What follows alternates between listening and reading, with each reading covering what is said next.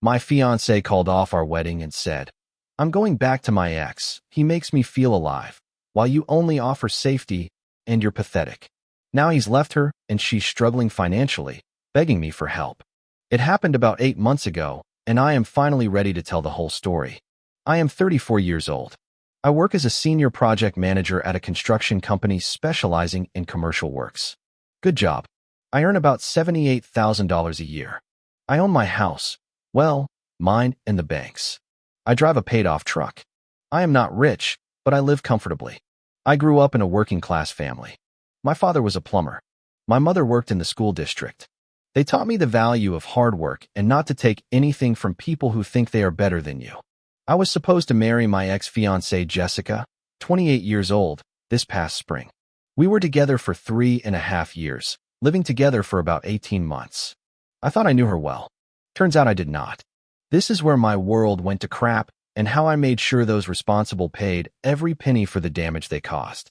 Let me paint you a picture of who Jessica really was, because it took me too long to see it clearly.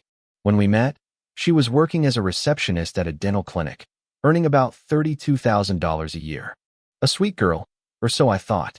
She always talked about wanting better things in life, but not being able to afford them. Classic sob story that I, like an idiot, completely bought. 6 months after we started dating, she quit her job at the clinic. She said it was a menial job, and she wanted to focus on finding her true passion. Translation, she wanted me to finance her life while she figured out what she wanted to do. I was making good money and did not mind supporting her while she took classes at the community college and explored options. 2 years later, she was still exploring. She had not held a job for more than 3 months in a row. She always had an excuse. The boss was sexist. The job was boring. They did not value her talent. Talent? Good question. But I was in love, or at least I thought I was. And when she talked about marriage, about the future, about the wedding she had always dreamed of, I got excited. I started saving every extra penny for a ring that would make her happy. The ring. Oh my God, the ring. It is not that she hinted at what she wanted. She literally dragged me to 3 different jewelry stores in 2 months, pointing out exactly what she liked. It had to be at least 2 carats. It had to be from a real jewelry store, not a chain. The one she chose cost $16,500. I worked overtime for almost a year to save for that ring. I gave up vacations. I drove my truck until it was about to fall apart. I had ramen for lunch most days. But I did it because I thought she was worth it, because I thought we were building something together. The proposal went exactly as she had scripted it. Fancy restaurant. Her favorite flowers, on one knee in front of everyone. She cried, said yes, and immediately started planning the wedding. And what a wedding it was going to be. Jessica always dreamed of a big wedding, 150 guests, an elegant venue, everything top-notch. The initial budget was about $25,000, which was already too much for me. But Jessica always found necessary upgrades, better flowers, a better cake, a better photographer. And of course, the honeymoon had to be at a resort in Mexico that cost $8,500 for a week. By the time there was a month left until the wedding, I had already spent almost $43,000. All my savings, plus a personal loan of $12,000 to cover the overages. Jessica said her parents would help, but that help never came.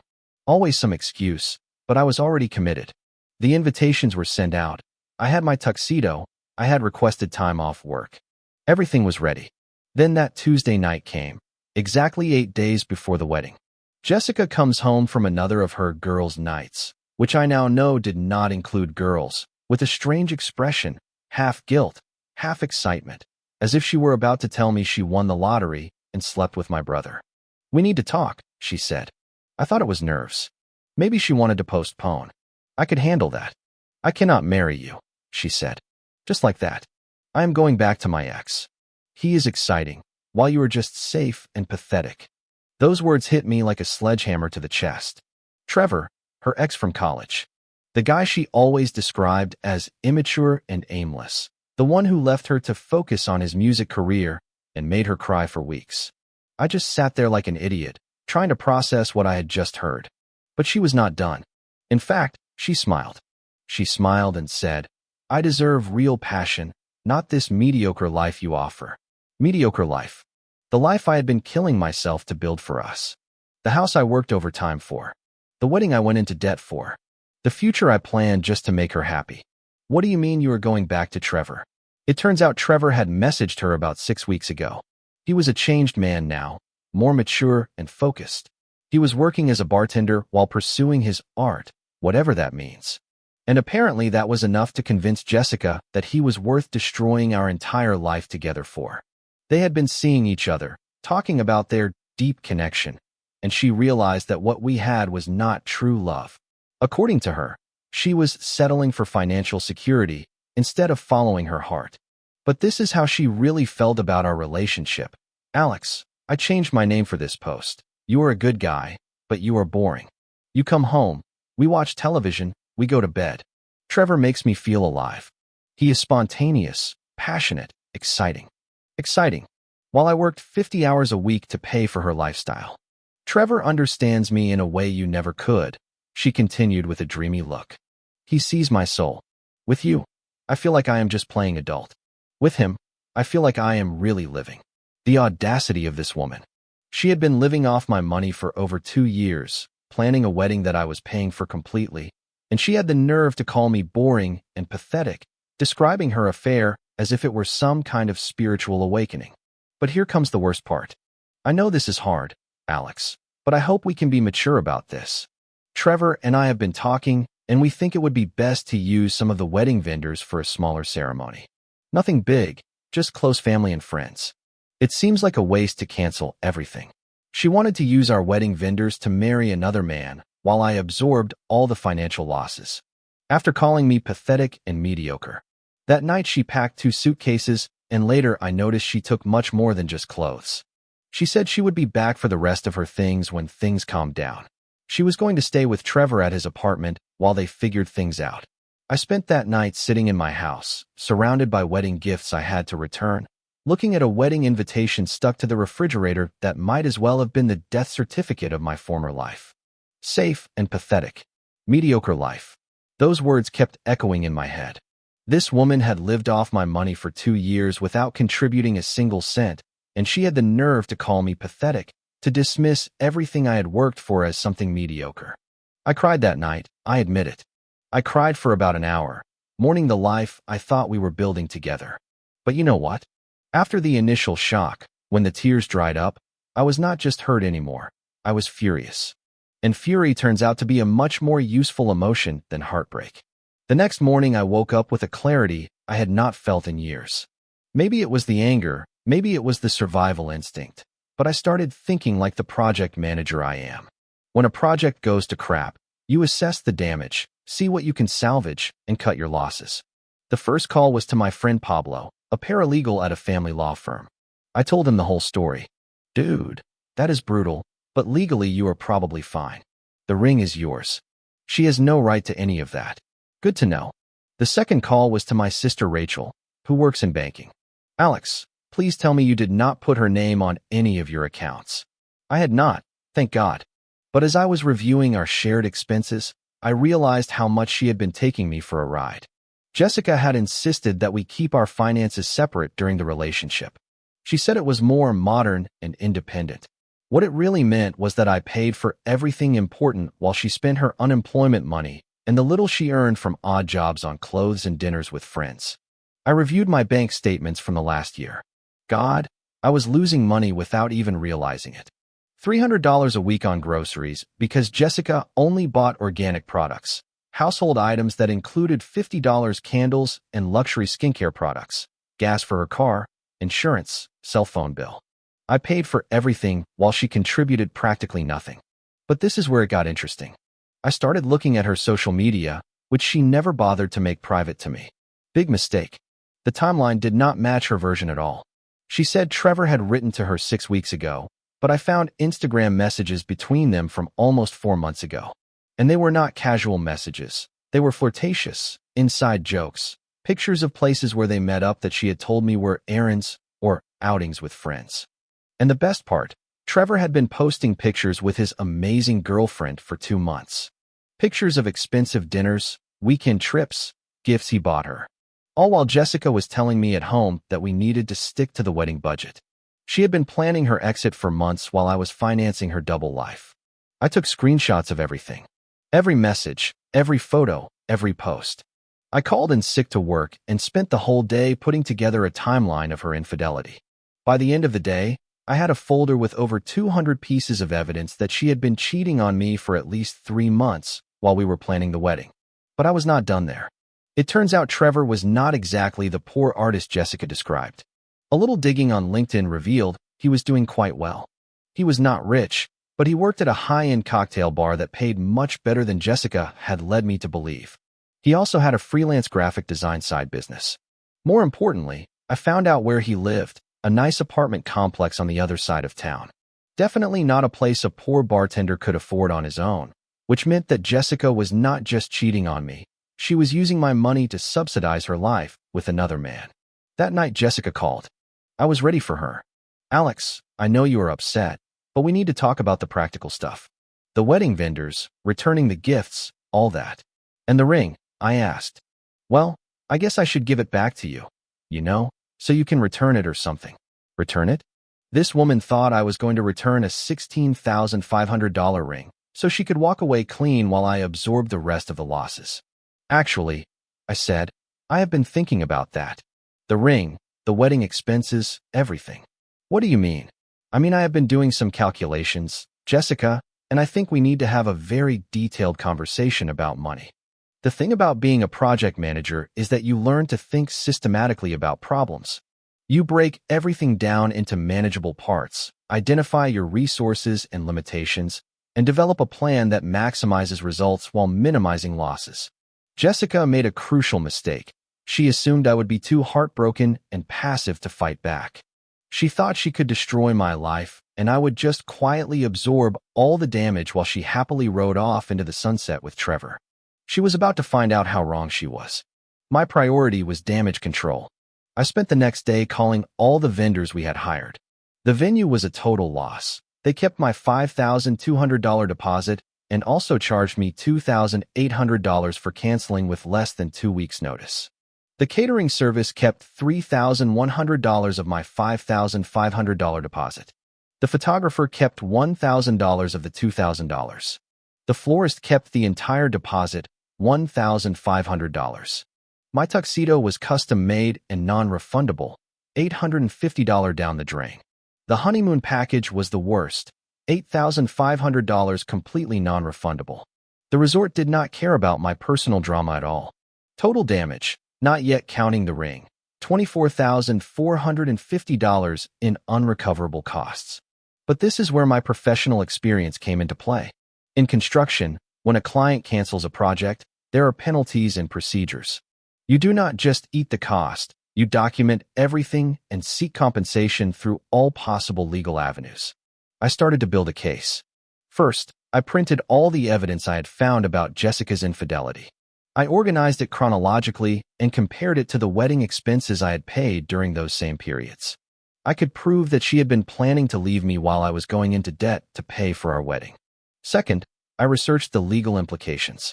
It turns out that in cases where an engagement is broken off due to infidelity, the wrong party has more leverage than I thought. The ring was obviously mine, but I might also be entitled to claim compensation for expenses incurred under false pretenses. Third, I started to calculate exactly how much money Jessica had cost me throughout the relationship. Not just the wedding, her car insurance, her cell phone bill, groceries, the rent for the apartment, where she barely contributed 20% despite having no other major expenses. Dinners, vacations, clothes, you name it.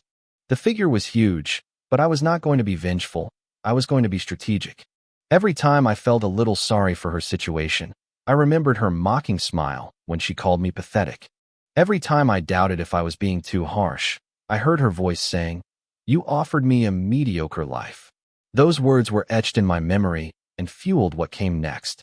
The ring was valued at $16,500 in the store, but I knew I would lose money reselling it. I called several jewelry stores and asked for quotes. The best offer was $11,200 at a store specializing in estate jewelry. It was not ideal, but it was $11,200 more than I would have if I let Jessica keep it. I made the sale that same afternoon. Cash transaction, Receipt saved, money deposited. That night, Jessica called again. Alex, I have been thinking about everything, and I want you to know that I do not expect you to handle all the wedding cancellations by yourself. Trevor and I want to help in any way we can.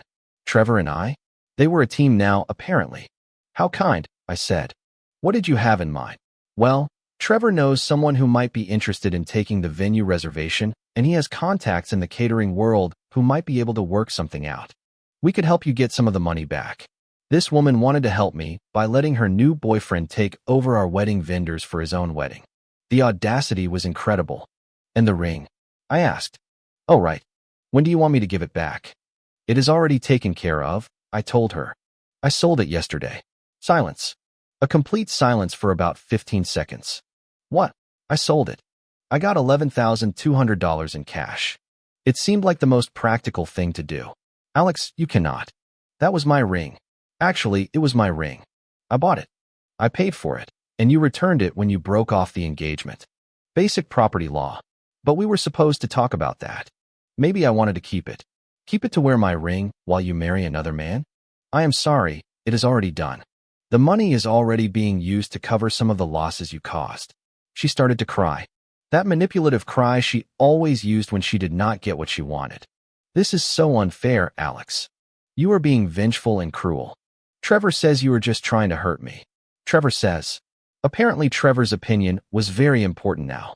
Jessica, I said, I am not trying to hurt you. I am trying to minimize the financial damage of your decision. You chose to cheat and destroy our wedding. These are the consequences. It was not cheating. Trevor and I just reconnected and realized we had feelings for each other. I have screenshots that say otherwise. For months of messages, Jessica, while I was paying for our wedding. Another silence. I want to come get my things, she finally said. Okay, I will have them ready for you. Jessica's things. This was going to be fun. You see, during our relationship, Jessica had accumulated a lot of nice things, expensive clothes, jewelry, electronics, furniture, most of it bought with my money or on cards that I had paid off. She seemed to think she could just come back to my house and take whatever she wanted, but I had already done my homework. In our state, property acquired during the relationship belongs to whoever bought it, unless you are married or have a specific agreement.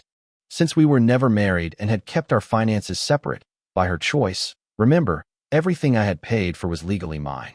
I spent 2 days going through the house and categorizing everything. Her clothes and personal items were hers. The furniture we bought together, I had receipts proving I had paid about 80%. The jewelry I gave her as gifts during the relationship, legally hers. The expensive appliances, the new television, the laptop I bought her for her classes, all mine.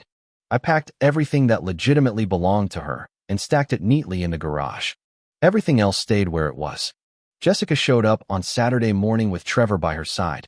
Big mistake bringing him with her. Trevor was exactly what I had imagined. Tall, thin, a perfectly groomed beard, wearing clothes that probably cost more than most people's rent. He had that smug look on his face as if he had won some prize. Alex, Jessica said. This is Trevor. Trevor even extended his hand to shake mine. The nerve of this guy. I have heard a lot about you, he said. Jessica has told me how difficult this has all been. Difficult for her. I ignored his hand and pointed to the garage. Your things are in there. Jessica went straight to the garage while Trevor stayed in my living room, looking around as if he were sizing up the place. Nice house, he said. Jessica mentioned you have done well for yourself. Did she tell you that while she was cheating on me? His look of superiority faltered a bit, but he quickly recovered. Look, man, I know this is awkward, but Jessica and I have something real, something you two never had. Something real based on 4 months of hiding and lying. Where are all my things? Jessica shouted from the garage. I went out. She was looking at about 6 boxes of clothes and personal items. Where's the rest? My dresser, my jewelry box, the television. What television? The 65-inch Samsung. The one we bought for the living room. The one I bought for the living room. It is still in there. But I picked it out. With my money, in my house. My purchase, my television. She started listing everything she expected to take. The kitchen appliances I bought, the furniture I paid for, even the artwork on the walls that I bought based on her suggestions. Jessica, I said calmly. You can take anything that you personally bought and paid for. Everything else stays here. That is not fair. We live together. I contributed to this house too. How? By spending my money. Trevor intervened, trying to calm the waters. Come on, Alex. You are a successful guy. You can replace this stuff. Jessica is starting from scratch. Starting from scratch with the man she cheated on me with while we were planning our wedding. I will tell you what, I said. Jessica can take anything she can prove she paid for. Show me receipts, bank statements, whatever. If her name is on the purchase, she can take it. We all knew she could not prove anything because she had not paid for anything. Jessica started to cry. Tears of rage this time, not the usual manipulative ones. You are being an ass, Alex. Trevor, say something. Trevor puffed up his chest, as if he was going to say something threatening, but I just stared him down until he deflated. He might have been taller than me, but I had at least 20 kilograms of muscle more, and we both knew it. Take your clothes and go, I said. And Jessica, do not come back here without calling first. As they were loading the boxes into Trevor's car, I heard Jessica talking on the phone with someone. Mom, he is being horrible. He will not let me take my things. He sold the ring without telling me. I do not know what I am going to do. Her mom. This was about to get interesting. I did not have to wait long for the parents' intervention. That night, Jessica's mother, Patricia, called me. Patricia had always been intense, very concerned with appearances, used to getting her way, and convinced that her daughter could do no wrong. Alex, dear, Jessica told me what happened today. I must say, I am very disappointed with how you are handling this situation. Mrs. Rodriguez, I am handling it exactly as I should. Jessica made her decision, but refusing to let her take her belongings, that seems very petty to me. She took everything that belonged to her. Everything else is mine. Alex, you know that is not how relationships work. When two people live together, they share things. Jessica contributed to that home. How did she contribute, Mrs. Rodriguez? She has not worked in 2 years. I paid for everything. She provided emotional support. She kept the home. Just because she did not bring in money does not mean she did not contribute. Kept the home? Jessica did not even bother to do the laundry regularly. Mrs. Rodriguez, Jessica cheated on me for 4 months while I was paying for our wedding. She chose to leave. She cannot take my things with her. Cheated is a very strong word, Alex. Jessica simply realized she made a mistake. She followed her heart. She followed her heart straight to my bank account and then to another man's bed. Was there something specific you needed, Mrs. Rodriguez? Actually, yes. Bill and I spent quite a bit of money because of this situation. We bought new clothes for the wedding. We paid for the rehearsal dinner venue, Jessica's hair and makeup. It is almost $4,000 in total. $4,000? And somehow this was my problem. I am sorry for your losses, but it is not my responsibility. But Alex, you got money back for the ring. Could you help us out? It would be the right thing to do. The right thing to do? After her daughter had betrayed me for months. Mrs. Rodriguez, I applied that money to my own losses, which exceed $24,000. I am not going to pay for expenses for a wedding that Jessica canceled to be with another man. But we considered you part of the family, and now you are being so cold and calculating. Bill is very upset. He trusted you. He trusted me? Apparently, he did not raise his daughter to honor her commitments. I am sorry he feels that way. Anything else? Jessica is very hurt, Alex. Trevor says he has never seen her so affected. He thinks you are being deliberately cruel. Trevor again. This guy had really inserted himself into every aspect of this situation. Trevor is entitled to his opinion. That is all. She hung up on me. 20 minutes later, I received a text from Jessica's father, Bill. Alex, very disappointed in your behavior. We expected more from you. We will remember this. We will remember this. Like a threat. The truth was, I was starting to enjoy how incredibly arrogant this family was. It made what I was planning much easier. The next day, I received an email from Jessica. Subject: we need to resolve this like adults. The email was a masterpiece of manipulation and victimhood. She said she was devastated by my vengeful behavior. She claimed I was punishing her for being honest about her feelings, that Trevor had opened her eyes to how controlling and possessive I was. But here comes the most incredible part. Jessica included a detailed breakdown of what she believed I owed her. Half the value of all furniture purchased during the relationship, $8,500. Compensation for household management during our relationship, $2,400 per month for 18 months equals $43,200. Half the value of the ring. Since it contributed to the relationship, the ring represented $8,250. Reimbursement for wedding expenses incurred by her parents for $1,000. Total, $64,950. This woman thought I owed her almost $65,000 for the privilege of her cheating on me. Her proposal was that I could deduct the $11,200 from the sale of the ring, and then I would still owe her $53,750. Very generously, she was willing to accept $50,000 to resolve this amicably. I stared at that email for about 10 minutes, laughing. Then I forwarded it to my friend Pablo, the paralegal, with a note. Does this legally qualify as extortion? His reply, it is not technically extortion, but holy crap, this woman is delusional. Save that email. You might need it later. I did not reply to Jessica's email. Instead, I spent that night compiling my own financial analysis of the relationship. My calculations. Unrecoverable wedding expenses. $24,450. Jessica's living expenses for 18 months. $67,200. Gifts and jewelry during the relationship, $12,800. Travel and entertainment, $18,600. Car insurance, phone, and other monthly expenses, $8,950.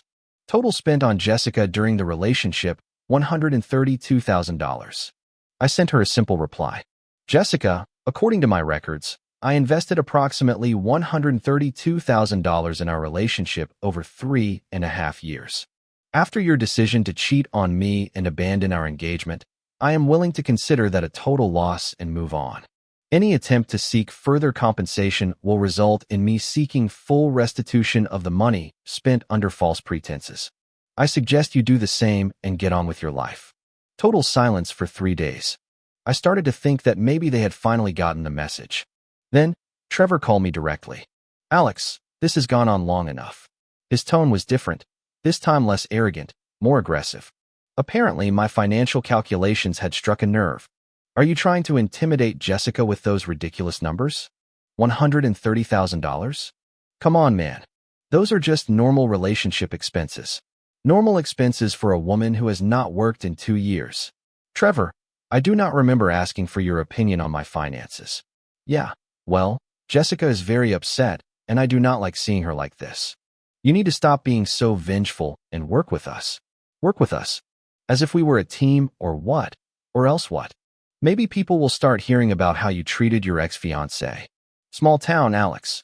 Word gets around. It could affect your reputation. He was actually threatening me. Are you threatening me, Trevor? I am just saying, if you want to play hardball, we can too. Interesting. Tell me. Does Jessica know about your little side business? Silence. What business? The graphic design one. The freelance clients. The fact that you are making about $85,000 a year between the bar and your design work, while you are telling Jessica you are a struggling artist. More silence. You see, after our first encounter, I had done more research. Trevor's LinkedIn was private, but his business Instagram account was not. The guy was posting about big design contracts, corporate clients, high-level projects. He was not struggling at all. He was just pretending to be the tortured artist to keep Jessica's expectations low while he decided if he wanted her back. I do not know what you are talking about. Of course you do not. Tell me, what do you think Jessica will think when she finds out her soulmate has been lying to her about his finances? Do you think she will be as understanding with you as she expected me to be? You are bluffing. Try me. He hung up. But I was not done. You see, threatening me was Trevor's second mistake. The first was underestimating how meticulous I can be when someone pisses me off. I spent the next week thoroughly investigating Trevor's life, social media, public records, business records, everything I could legally find. And damn, I found some interesting things. His struggling artist persona was a total sham. He had been operating his design business for 3 years, registered as an LLC, a business bank account. He paid quarterly taxes. His Instagram posts showed work for big local businesses, logos he probably charged between $5,000 and $10,000 for each. The bar job was just for fun and extra cash. But most importantly, Trevor had a history.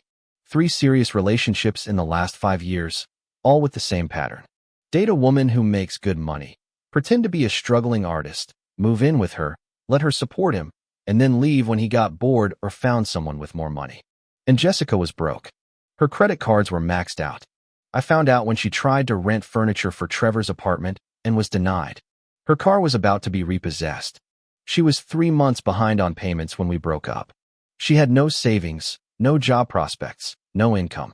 Trevor did not know that he had traded a woman supported by a man making $78,000 for a completely broke one who had just burned her safety net. This was going to be fun, but I did not make my move yet. I waited, because in project management, timing is everything.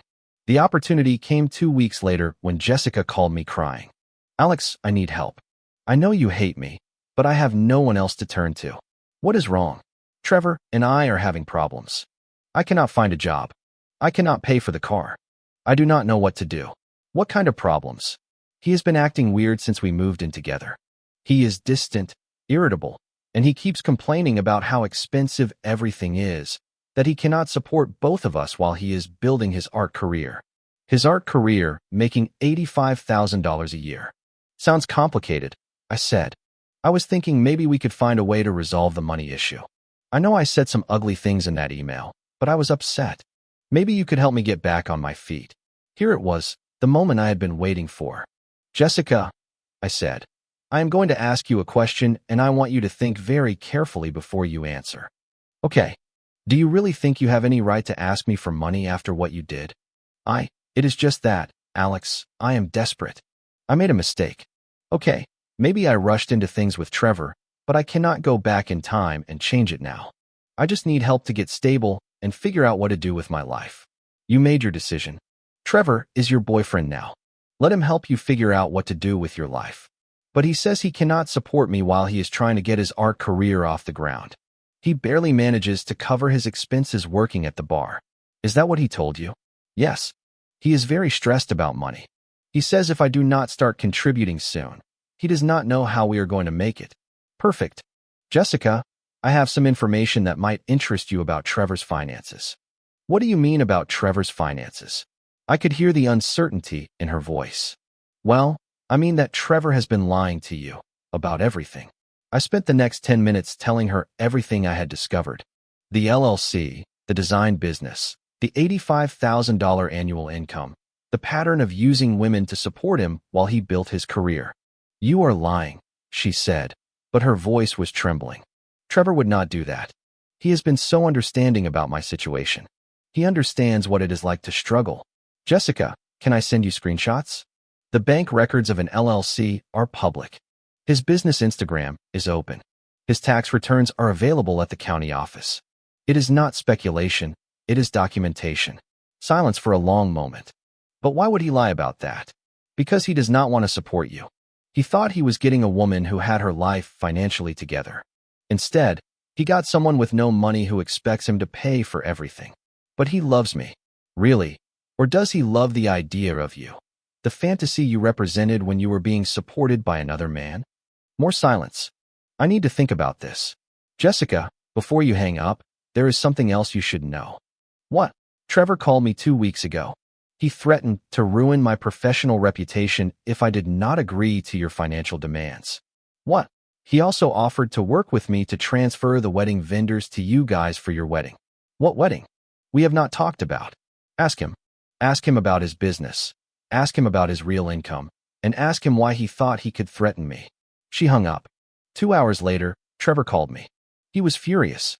What the hell did you tell Jessica? The truth, something you should try sometime. You have no right to meddle in my relationship. Your relationship, Trevor? You have lied to her from day one about your income, your business, your intentions. How is that my problem?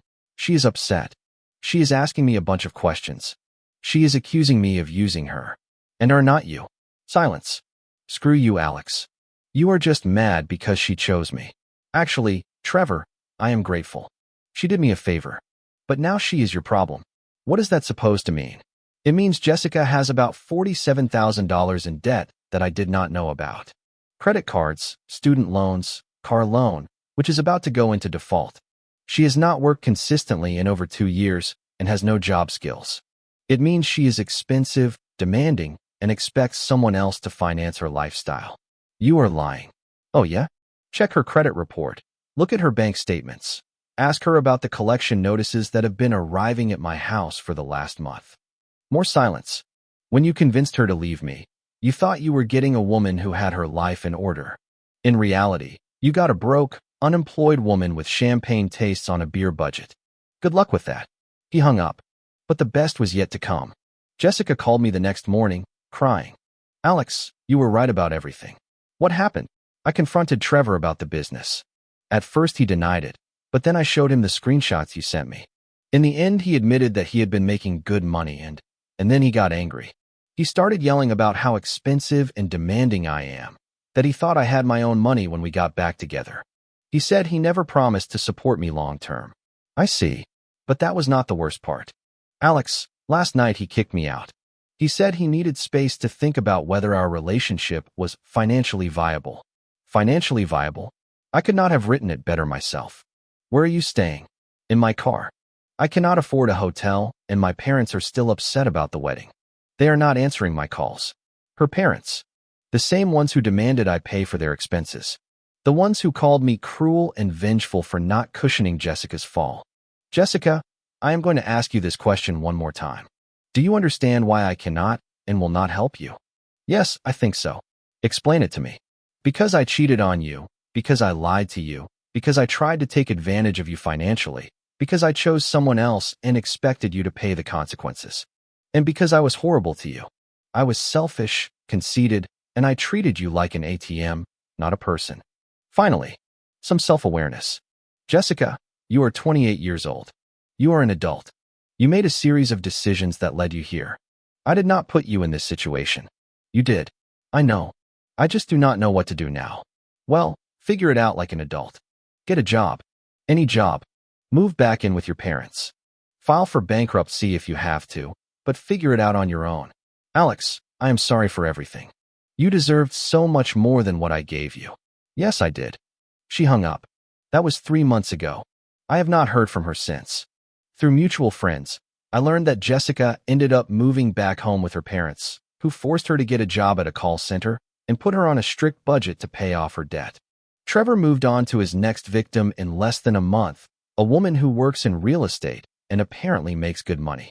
Jessica's parents never apologized for demanding I pay their expenses, but a few weeks ago, I received a card from her father. It just said, "You were right. I am sorry for the trouble." As for me, I went on that honeymoon trip to Mexico by myself. 6 days of deep-sea fishing, good food, and zero drama. It was exactly what I needed. I am not dating anyone yet. I am still wary of trusting someone with my finances and my heart, but I am in therapy, working on learning to recognize red flags earlier. The therapist says what I experienced was financial abuse disguised as a relationship, and that my response was completely appropriate. Sometimes I wonder if I was too harsh, and then I remember that Jessica asked me for $50,000 after cheating on me for 4 months, and that Trevor threatened to ruin my business, and I realize I was not harsh enough. The best part of all this, I kept detailed records of absolutely everything. Every conversation, every text message, every email. If any of them ever try to come after me legally or publicly, I have documented proof that would sink them. The $24,000 I lost on the wedding still hurts, but it is a small price to pay for finding out who Jessica really was before I married her. It could have been half of my assets in a divorce instead of just some party deposits. Now life is good, quiet, drama-free, and completely under my control. I would not change it for anything.